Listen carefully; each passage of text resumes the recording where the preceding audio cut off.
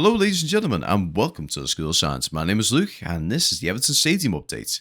Now, as we go over the stadium today, there's going to be a few things to mention. So it's pretty much going to be east, south, and west stand that we're going to be having a little bit of a focus on today, as well as a little bit of a mention in the fan plaza.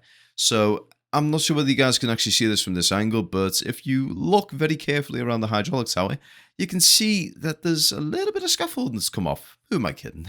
About a third of the scaffolding's now been brought down, so you can see a lot of the work that's been done in restoring the hydraulic tower to its former glory. And as you actually look over the site at the moment, I have noticed this in previous videos, but I've never really taken any notes. I've never really emphasized it in these videos, and I do apologize. You can actually see around the fan plaza area as well, they have actually tarmacked it. Now, we do actually focus on the hydraulic tower and that little area as well, so I will talk about that in a sec. But as you look over the east stand as well, you can see that they've got some of the stuff together now for the roof terracing that's going to start very soon, because they've now got all the concrete structures and everything in place. So your seating area and all that stuff on the east stand. So we're going to start seeing the roof coming up there soon. So that's one to look forward to. Now, I want you to not just focus on the hydraulic tower here. I want you to also focus on the black tarmac there right by the wall. Now, if you actually go to Everton's renders and look at that area, in particular, you can see like little pile cap areas or just bare concrete below the tarmac, like little dots running down it. They are where there's going to be like specialized lampposts. Well, I say specialized. They're going to be generic lampposts. And where the little recess is inside there, that's also going to be the running line for the old antique, well, I say antique, the rail line that was there from when Bramley Moor was actually a functioning dock site. So when they actually used to move coal and everything around there. So that is all there. So what we're probably going to see in the future is more of that black tarmac getting laid out and the infrastructure getting put into place there, so you can start seeing the fan plaza becoming a little bit more, developed and built up. Because bear in mind, that fan plaza isn't just going to be for match days. That's going to be something that is for just general day-to-day basis, which makes me think whether there's going to be shops or anything that are actually going to be around the site, or whether the hydraulic tower itself is actually going to be a shop that functions, outside the match days, which would be something great, because that would be a massive tourist attraction for the site. So once the stadium's up, once the stadium's function, outside of that, you've got something that can lure the tourists in. So you've got like food, drinks, stuff like that. And then they can have a look around the stadium as well. So that's definitely one. If they are going to go down that path, is a brilliant idea. And I can't wait to see that if it is the case. But as we look over the south stands at the moment, there hasn't been very much of an update for the south stands, in all fairness. A lot of the stuff now is more underneath and inside of the stadium itself.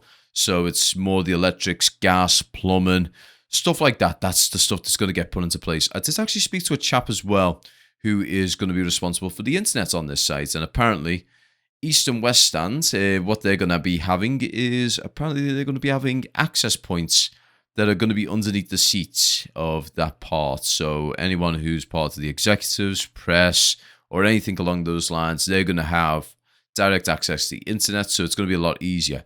Because if you're like me and you've actually when you've been to Goodison, you know for a fact, once you get into that stadium, signal is pretty much non-existent.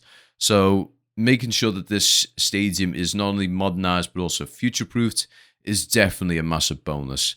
Now, as we go over to the west stands here, you will see that there has been a lot more facade actually put up.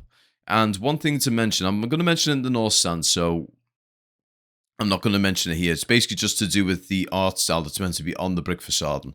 But right now, we're going to focus on the west stand. So the west stand, you can actually see now a lot more of the barrel roof framework is in place. I had to think about that for a second, because I've heard different phrases from different people, and it's starting to get me a little confused. From what I've been told, it is meant to be called the barrel roof framing, and other people have said no, it's actually something different. But I'm going to go with barrel roof framing, because that's kind of how it looks. Because as you go around to the side, it does look like a barrel in its shape. It's round, it's concave, and that is what it's meant to look like. But as we go around there, you can see a lot more of that has been put into place. So we are more than likely going to see the East stands very soon, getting its stuff coming up. So what will happen is the West stands will get completed, and then very shortly after, the East stands will be completed.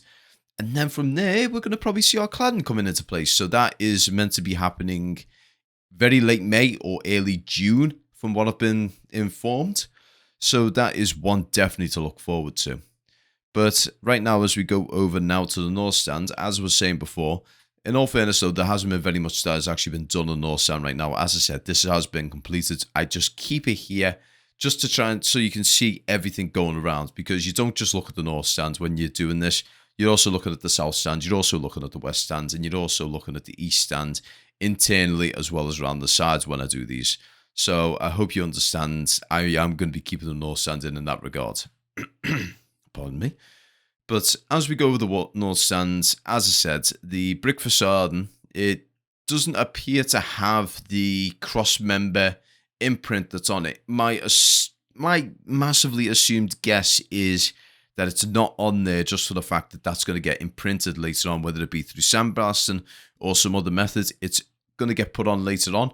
And if anyone's confused what I mean, go on to Everton's YouTube video of the new Everton Stadium Bramley Moor Dock virtual fly-through. It has it on there, and you can see it's basically what it reminds me of is the cross-members sort of framework that you see around Goodison. So around the panels of the inside of the stadium, you do see a lot of the like little X's. It's what Goodison, one of the things that Goodison's famous for, and it's actually advertised on kits and a lot of other things. But yeah, guys, I am really looking forward to the developments in the future for this stadium. There's a lot of stuff going on right now. It's pretty much close to the bowl being completed, and as I said, I looked through the virtual fly-through, and I can confirm that the seating does go all the way pretty much to the pitch. I mean, granted, you're going to have a small space between the pitch and the seating, similar to how it is in Goodison Park, but you are going to get pretty much ground level. So that is definitely one to take into account in the future. You'll see that getting developed there in the future. But in any case, guys, I'd like to wish you all a very great evening. Take care and peace.